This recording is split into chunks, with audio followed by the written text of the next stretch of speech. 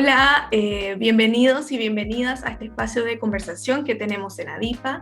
El día de hoy estamos con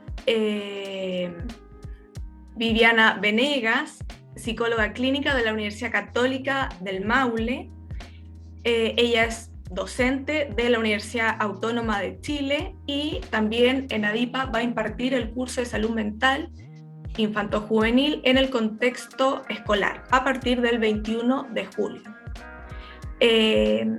Respecto a este tema, nosotros consideramos que es súper importante debido a que recientemente la OMS en el 2021 señaló que el 20% de los jóvenes presenta un trastorno de salud mental en el mundo.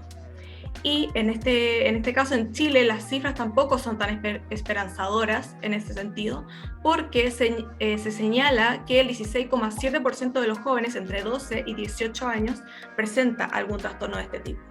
En este sentido, ¿no es cierto?, me parece que es súper relevante el papel que cumplen los colegios y las escuelas, teniendo en cuenta, ¿no es cierto?, que los niños y los menores de edad en general, desde que parten la enseñanza básica hasta la enseñanza media, pasan diariamente a un promedio de 6 a 8 horas en el día en los colegios. Entonces, esta es la instancia y el espacio ideal para que se promueva y se promocione la detección temprana de estos trastornos y también se preste atención psicológica y emocional necesaria a estos niños.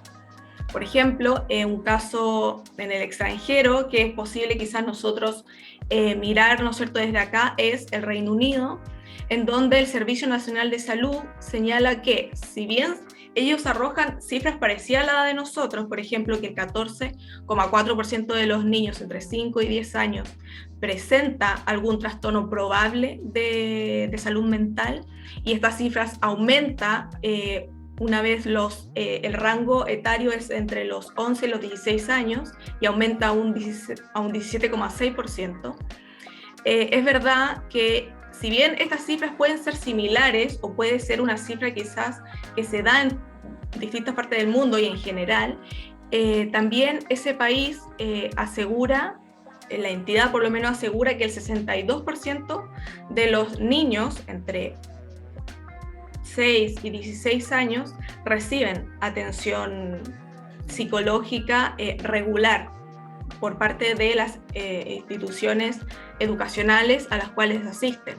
Y si bien en Chile no existen ese tipo de estadísticas, este tipo de cifras respecto a la atención que se imparte en los colegios, creo que este mismo hecho da a entender quizás que nuestro camino como país en esta materia es largo y es muy vasto para recorrer. No sé si la docente opina lo mismo, ¿qué opina respecto a esto? Y que nos cuente un poco cuál es el contexto de la salud infanto-juvenil en el contexto escolar acá en el país.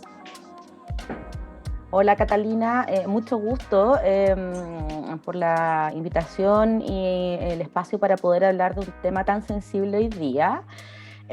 Mira, en general las cifras que tú das están son muy relevantes en términos de poder mirar el impacto que se ha producido en los últimos años en la salud mental infanto-juvenil, ¿ya?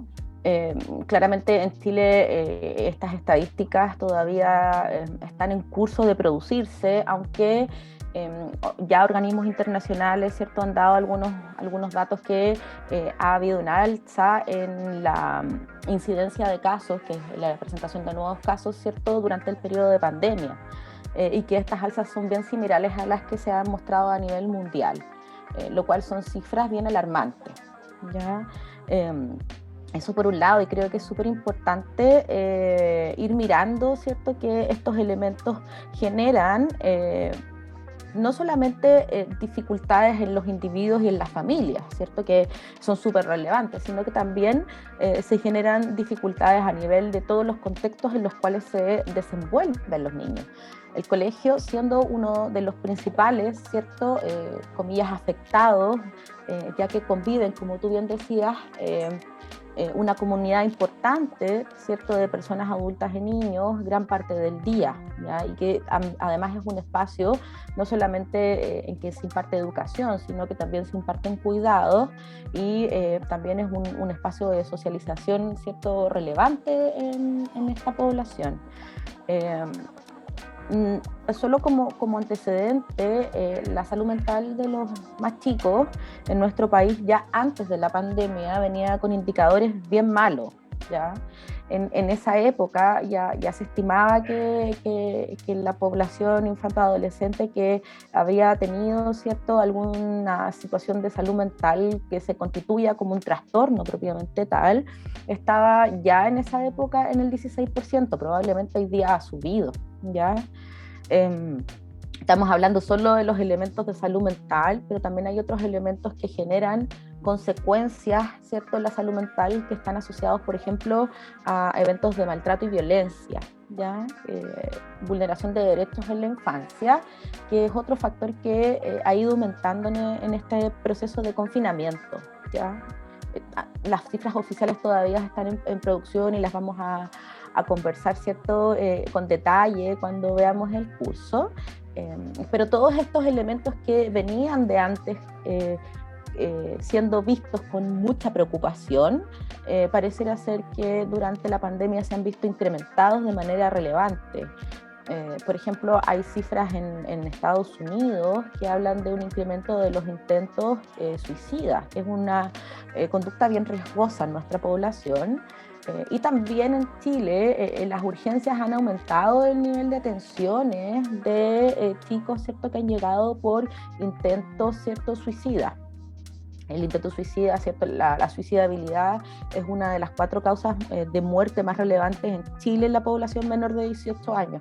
Por lo tanto, es un problema grave en salud. Y creo que es súper importante como poner los acentos allí. Tú algo hablabas de que si bien habían otros países que tenían cifras similares, ¿cierto?,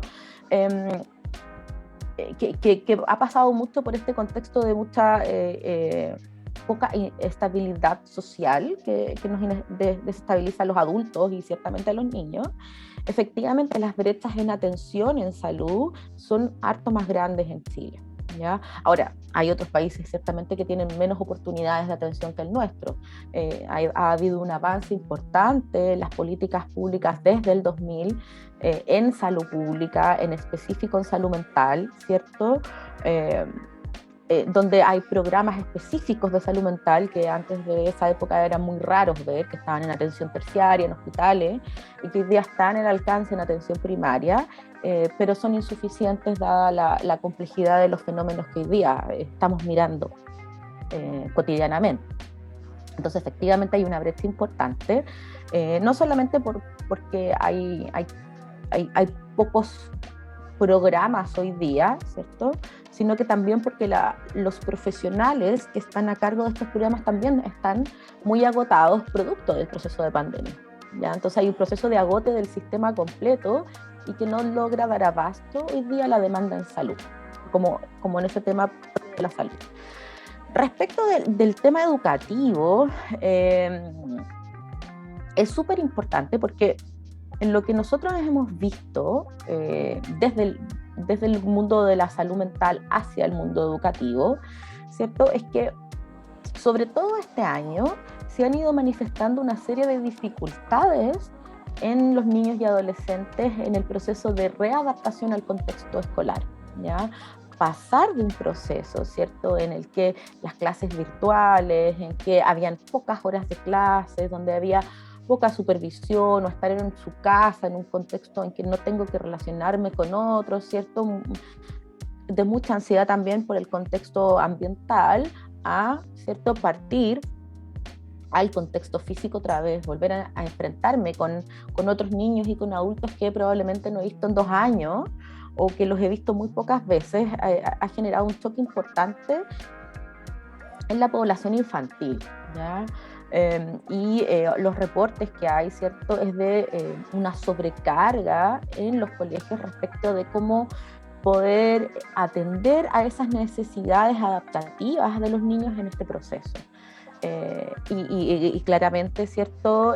Hay demandas desde todos lados. Los papás quieren que ayuden a los niños quieren ser ayudados, los profesores, ¿cierto? Demandan ayuda al sistema de salud, el sistema de salud dice, ¿cierto? También que son los colegios los que deberían hacerse cargo de ciertas cosas. Entonces, ha habido un pimponeo ahí también, no muy productivo, no muy, ¿cierto? Que no nos ha dejado poder conversar necesariamente, pero entiendo también que hay una voluntad, ¿cierto?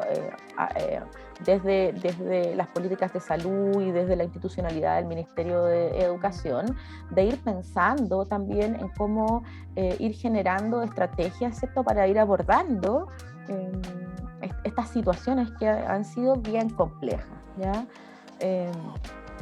Y me parece súper relevante también ir mirando eso, porque finalmente también las decisiones de qué es lo que se hace está pasando mucho por las decisiones de cada establecimiento, ¿ya? Entonces, eso permite harta flexibilidad, pero también algunos directivos se han sentido bien solos en este proceso. Y por lo tanto, el generar un espacio para poder hablar de esto y poder entender hasta dónde es nuestra responsabilidad, comillas, poder detectar, ver y abordar el tema, o cómo podemos ir conectándonos con las otras instituciones que tienen que ver con esto también es súper importante. Claro, y por ejemplo, tú que hablabas de, ¿no es cierto?, de la reinserción de los alumnos al panorama presencial en los colegios. En ese sentido, actualmente, ¿cuáles son las principales problemáticas a las que se tienen que enfrentar los niños y ya los más grandes, los jóvenes, dentro del contexto escolar? Mira, los reportes en general hablan de dos cosas importantes. Uno tiene que ver con el poder adecuarse a las exigencias escolares, propiamente tal. Han habido un par de años en que los aprendizajes han sido y se han producido de una manera distinta, ¿cierto?, a la que estábamos acostumbrados. Existe hoy día una ansiedad por ponerse al día un poquito, ¿cierto?, con los contenidos académicos, lo cual ha generado en los niños la sensación de sobrecarga, ¿ya? Ahora, hay muchos colegios que han hecho las adecuaciones curriculares pertinentes, pero esto se ha hecho como en la marcha, ¿ya? Porque obviamente esta situación es bien inédita, estamos mirando cómo poder enfrentar, ¿cierto?, un proceso que no hemos vivido nosotros, ni nuestros padres, ni nuestros abuelos probablemente. Entonces, en este proceso de adaptación, ¿cierto?, pareciera ser que existe una sobrecarga académica en los niños, en los cuales se sienten bien presionados por aprender, y que los adultos también sienten que tienen que recuperar de alguna manera los conocimientos de estos últimos años. Y eso genera cansancio, agotamiento, presión, ¿cierto?, tensión, y porque además también hay periodos críticos en el aprendizaje de algunas áreas, como en la lectoescritura, etcétera, y que por lo tanto, ¿cierto?, requieren ciertas atenciones extra en este proceso. Y eso ha generado mucho malestar, y también los papás se han sentido muy presionados respecto de las exigencias de los colegios. Insisto, esto depende mucho y varía mucho de la política que tenga efectivamente la dirección y los espacios que tengan para moverse. Entonces, por ejemplo, las pruebas nacionales, el CIMSE y este tipo de cosas también generan presión en los colegios respecto de los aprendizajes, las discusiones de principio de año sobre todo. Y el otro elemento súper importante tiene que ver con cómo los niños, ¿cierto?, han perdido o fueron perdiendo espacios para desarrollar sus habilidades sociales, ¿ya?, de interacción con otros, de resolución de conflictos, de poder enfrentarse a nuevas situaciones y poder resolverlos por ellos mismos de manera más autónoma, ¿cierto? Estando en la casa más protegido, estas habilidades se vieron poco estimuladas porque no había el espacio para aquello. Por lo tanto, el volver al contexto escolar, ¿cierto?, implica tener que volver a desarrollar esas habilidades o potenciar aquellas habilidades que no se habían podido desarrollar en los últimos 2 años. Y ha sido un problema, porque también, ¿cierto?, los adultos esperamos que los chicos se comporten de una u otra manera pero en realidad con estas habilidades más disminuidas ha sido muy difícil. Entonces, por ejemplo, este tema de las peleas y de las conductas más agresivas en colegio se han incrementado de manera significativa, producto de las dificultades de los niños en poder manejar las situaciones conflictivas. Esos como dos elementos principales, aparte de otros elementos también que tienen que ver con el empeoramiento durante la pandemia de las condiciones de salud mental preexistentes también. Y eso ha hecho que los niños lleguen, que ya tenían alguna dificultad, lleguen a enfrentar estos nuevos desafíos en condiciones de mayor vulnerabilidad. Y ante estas dificultades, ¿no es cierto?, propias de la edad y que se pueden dar en ciertos niños, ciertos jóvenes, ¿cuál es el papel que desempeñan o deberían desempeñar, por ejemplo, los directores, los profesores, los orientadores y los mismos psicólogos escolares? ¿Cuál es el papel que deberían desempeñar? Mira, yo creo que es difícil decir esto es lo que deberían hacer, ya como una receta de cocina, porque va a depender mucho del contexto en el cual estemos y de los modelos educativos que tengan los colegios. Ahora, ciertamente hay una base que necesitamos para generar un espacio seguro y que los niños puedan, ¿cierto?, desenvolverse de manera adecuada en el contexto escolar. Por lo tanto, me parece que habría que pensar que una primera mirada que deberían mirar los directivos, ¿cierto?, y los profesores debiese apuntar, ¿cierto?, durante todo el año y tal vez el próximo, tiene que ver con potenciar los procesos de adaptación de los niños al contexto escolar, partir por aquello. Hay todavía muchos niños que están con dificultades en adaptarse en este proceso y que por lo tanto ahí debiera estar el foco, cómo educar los hábitos de estudio, pero también volver, ¿cierto?, a entender y hacernos parte de la normativa, de cómo respetar los espacios públicos, de cómo relacionarme con los otros, ¿cierto?, de cómo manejar el estrés y todo ese tipo de cosas que tienen que ver con enfrentar de nuevo un desafío, ¿cierto?, que tuve hace mucho tiempo o no tuve. ¿Ya? Entonces esos elementos me parecen súper importantes al momento de pensar en la escuela, en mirar cómo los niños pueden adaptarse de la mejor manera, desde considerar, ¿cierto?, este espacio escolar como un espacio seguro, pero también de ir formando ciertas habilidades, ¿cierto?, para poder volverse de mejor manera en el contexto en el que estoy. Eso me parece súper importante. Y desde ahí también me parece súper relevante que los directivos, ¿cierto?, y los equipos de gestión de los colegios puedan ir haciendo un buen diagnóstico con apoyo con los equipos de convivencia escolar y los PIDES de las necesidades específicas de su población. ¿Ya? No es lo mismo el proceso adaptativo de un colegio, ¿cierto?, que tiene enseñanza básica y media, que son muchos estudiantes de una zona urbana muy por ejemplo, centrada en la región metropolitana, tener una escuela rural, ¿cierto?, en la 10ª región.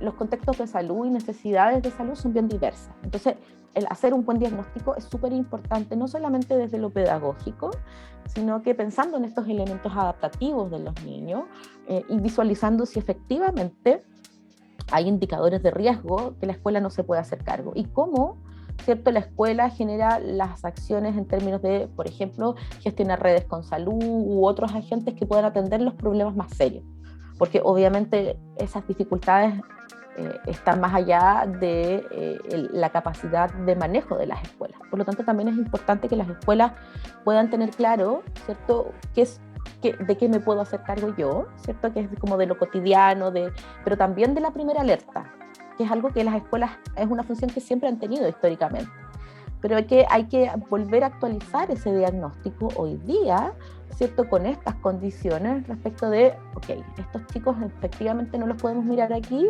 cuál es nuestra red más cercana y gestionar un trabajo más bien en redes y comunitarios en el territorio donde yo estoy emplazado. Eso por un lado, y por otro lado yo creo que sería súper interesante, ¿cierto?, poder gestionar ciertas capacitaciones, ¿cierto?, a todos los equipos en términos de detección e identificación de problemas de salud mental. No solamente porque sea una escuela, y la escuela efectivamente tiene una cercanía y un rol formador, sino que también considerando que nuestro país es un país que tiene muy poca educación sobre la salud mental, ¿ya? Como que lo que más conoce la gente es hablar sobre la depresión, ¿cierto? Como un cuadro más clásico, más antiguo y que también es el más prevalente en la población. Pero sin duda, ¿cierto? Hay otros elementos de salud mental que están muy invisibilizados y que la gente de verdad no entiende. Entonces, me parece súper importante sensibilizar para poder gestionar las acciones que los colegios consideren necesarias en relación a sus propias necesidades. Porque efectivamente, ¿cierto?, hay colegios que pueden tener más dificultades respecto de conductas más violentas, por ejemplo, y hay otros que pueden tener otras dificultades que pueden estar más asociados a niños más temerosos o que, ¿cierto?, presentan dificultades en ingresar a las salas de clase. Entonces, va a depender mucho. Y teniendo en cuenta, ¿no es cierto?, esto mismo que de lo que estamos hablando, o sea, en estos casos, los colegios, ¿qué campañas deberían promover principalmente, ¿no es cierto?, en general, para ayudar a mejorar la salud mental de los niños y de los jóvenes? Mira, a mí me parece súper importante, por ejemplo, retomar algunas campañas que se hicieron hace mucho tiempo respecto de la violencia en el pololeo, ¿ya? Que tiene que ver con elementos de salud mental también, pero también entrega algunos indicadores y herramientas que hablan sobre el buen trato. Es un tema que hemos visto en alza también en la población infanto-adolescente y que afecta directamente a las relaciones dentro de los contextos escolares. Yo creo que ahí hay campañas hechas que hay que retomarlas, reactualizarlas, reajustarlas y que es súper importante.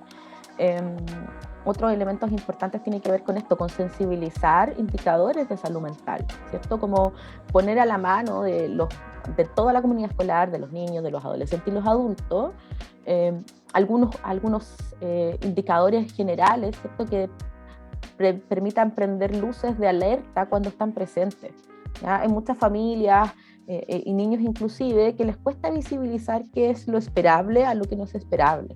Entonces creo que sensibilizar en aquellos elementos que nos van a permitir pedir ayuda cuando sea necesario es súper importante.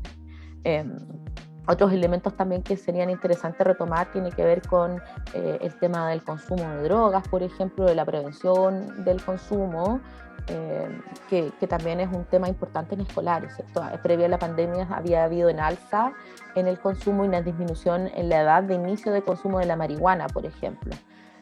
Y han salido varios estudios en los últimos 3 años, de hecho hay uno muy bueno realizado aquí en Chile que habla de los efectos o el impacto de la marihuana en consumidores adolescentes, ¿cierto? Pero que no son adictos, que tienen un consumo moderado, que genera impacto en el desarrollo cerebral, en las funciones, ¿cierto?, cognitivas más ejecutivas.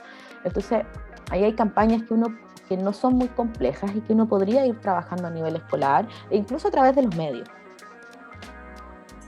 Y, por ejemplo, en esto mismo de salud mental, por ejemplo, yo di al comienzo, ¿no es cierto?, el ejemplo de Reino Unido, de que si bien tenía cifras parecidas, o a lo general que decía la OMS, que un 20% más o menos de los jóvenes o niños presentan este tipo de trastornos de salud mental, si, tenían por sobre el 60% de atención regular a los estudiantes.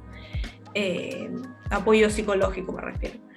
Entonces, ¿qué otro país tú crees que sería como un ejemplo a seguir quizás en esta materia de atención hacia los alumnos? Y qué es lo que debería empezar a implementar Chile como país en esta materia para ir mejorando. Mira, yo creo que hay que mirar los distintos ejemplos, porque claramente también los países ejecutan programas en virtud de los recursos que tienen, ¿ya? Y eso es súper importante. Entonces, claro, Reino Unido tiene un sistema de salud y educativo que tiene una cantidad de recursos súper importante. y asimismo los países nórdicos que también tienen en general un sistema, ¿cierto?, integrado educativo y de salud que tiene hartos recursos. Entonces son súper buenos ejemplos todos, ¿cierto? Todos aquellos que están también con una política de que la calidad de vida, ¿cierto?, es súper importante, más que decirte uno en particular. Ellos tienen mucha inversión en salud mental, ¿ya? Ahora, yo creo que lo más importante ahí tiene que ver con los diagnósticos que nosotros hacemos en virtud de los recursos que nosotros tenemos, ¿ya? Pensar en que, por ejemplo, la salud mental infanto-juvenil no necesariamente ha sido un foco en salud pública, ¿ya? Si nosotros pensamos, por ejemplo, en las garantías explícitas en salud o el GES, el único GES que llega a los menores de edad es como el de depresión, que parte desde los 15, ¿ya? Y la primera sospecha por psicosis, pero no hay ningún otro cuadro que esté en el GES. ¿Ya? Entonces, de salud mental. De salud mental en infanto-juvenil, en población infanto-juvenil, ¿ya? Entonces, claramente ahí el foco, sobre todo en los adolescentes, ¿cierto?, en salud mental no está puesto en disminuir las brechas de atención, por ejemplo, ni en las atenciones preferentes de cuadros asociados a las atenciones que tienen los mayores. ¿Ya? La mayoría, ¿cierto?, de las prestaciones están focalizadas en otros trastornos, pero es súper importante también comprender que a medida que no atendemos ciertos cuadros de salud mental, estos se pueden ir agravando con el tiempo, cronificando. Y la cronificación también implica no solamente un malestar individual, sino que también un gasto público y cantidad de años de vida, ¿cierto?, de discapacidad y perdidos en la población nacional, ¿ya? Los trastornos de salud mental graves pueden producir un alto nivel de discapacidad en la población infanto-juvenil. ¿A qué me refiero con esto? Me refiero a que los niños dejan de ir al colegio por la gravedad de sus síntomas, ¿cierto? Generan que la necesidad de cuidado, ¿cierto?, 24/7, y desde ahí alguna persona familiar tiene que dejar de trabajar o de atender, ¿cierto?, otras necesidades para el cuidado de los niños por estas situaciones de salud mental, y los gastos también que implica las atenciones médicas, ¿cierto?, las atenciones psicológicas, las diferentes terapias que pueden llegar a necesitar el tema farmacológico. Entonces, claramente la prevención es nuestro mejor negocio, ¿ya? Hoy día es lo más económico y es lo que más puede llegar a la población. Y desde ahí, por ejemplo, las campañas de sensibilización o las campañas que tú propones como al principio como un tema importante son una estrategia para poder llegar a una población general. Y que de ahí podemos ir haciendo la bajada dependiendo del contexto en el que nos movamos y focalizando, ¿cierto? Porque eso también permite ajustar a las necesidades de cada comunidad, el cómo poder abordar estas temáticas para ir visibilizando en el colegio, por ejemplo, prevenir que los alumnos sigan enfermando, disminuir los niveles de estrés, ¿cierto? Pero también detectar a aquellos que están mal y poder derivarlos a la red salud. Y en ese sentido, por ejemplo, de lo que hablábamos al principio, de este nuevo panorama post-pandemia, la vuelta a clases presenciales, el hecho, ¿no es cierto?, de que se están poniendo al día respecto a los conocimientos, a las materias, a lo que no se pudo abordar dentro de las clases virtuales. ¿Qué estrategias se pueden utilizar para ayudar a los estudiantes, a los jóvenes, a los niños, a manejar, ¿no es cierto?, estos niveles de estrés y ansiedad que me parece que están al alza? Sí, absolutamente. Mira, yo creo que ahí es súper importante y lo están haciendo muchos colegios porque se han empezado a dar las flexibilidades en aterrizar, ¿cierto?, hoy día y sincerar la capacidad real que tienen los colegios efectivamente de poder pasar los contenidos del año académico. ¿Ya? Y en eso los profesores también, ¿cierto?, han tenido un papel fundamental en decir esto es imposible, esto es posible, y ajustar los objetivos de aprendizaje, ¿cierto?, a este nuevo periodo. Yo creo que eso es fundamental, porque eso también ayuda desde la dirección del colegio y los profesores a poder parcelar de mejor manera el cómo entregar estos conocimientos, por un lado, y que también en este parcelamiento y en esta generación de estrategias que tienen que ver, ¿cierto?, con cómo hacer digerible estos procesos, también hay un elemento como de compasivo con los niños y con los propios adultos respecto de que hay cosas que se van a demorar mucho tiempo en nivelar. Entonces, lo primero es como la actitud de los adultos de poder hacer este ejercicio, ¿cierto? Porque obviamente 2 años y medio, incluso porque muchos de los niños empezaron a perder clases en la época del estallido social, ¿cierto? En 2019, octubre de 2019, por lo tanto son más de 2 años de irregularidad o de un sistema escolar que ha estado ahí tratando de ponerse al día con estas dificultades, tiene que ver con eso, con ser súper honesto primero con qué podemos hacer, con lo que tenemos y cómo eso transmitírselo a los niños también. Ok, vamos a hacer esto en la medida que podamos y en eso ir apoyándonos. Ahora, en particular, el manejo de la ansiedad, ¿cierto? Y la presión, creo que es un tema de abordaje familiar también, de cómo las expectativas de la familia, ¿cierto?, tienen que ir siendo abordadas respecto de la importancia de las notas, de las exigencias, de las capacidades de los niños, ¿cierto? Eso es súper importante. ¿Ya? De cómo los padres abordan las exigencias escolares.